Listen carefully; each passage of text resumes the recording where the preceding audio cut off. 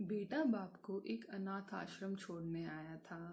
साथ में बाप के सारे कपड़े और कुछ जरूरी सामान का बैग भी लाया था। बेटे ने अनाथ आश्रम के मैनेजर से सारी जरूरी बातें कर ली और बाप को वहीं पर छोड़कर जाने लगा। बेटा अभी अनाथ आश्रम के बाहर निकला ही था कि उसका फोन बजा।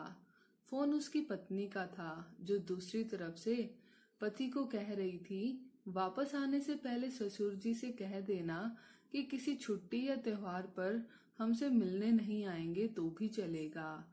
आप वहीं पर खुशी से रहिए और हमें भी यहाँ सुख से रहने दीजिए। फोन रखकर बेटा वापस अनाथ आश्रम में जाता है। बेटे की नजर अपने बूढ़े पिता पर पड़ती है, जो अनाथ आश्रम के मैनेजर से हंस हंस कर बातें कर रहे थे और काफी खुश भी लग रहे थे। बेटा सोच में पड़ जाता है कि उसका पिता अनाथ आश्रम के मैनेजर को कैसे जानते हैं।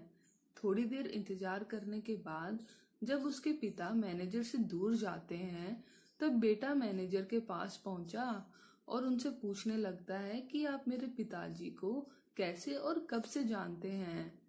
मैनेजर बेटे को बताता है, मैं तुम्हारे पिता को कई सालों पहले तब से जानता हूँ जब वह अनाथ आश्रम में एक अनाथ बच्चे को गोद लेने आए थे।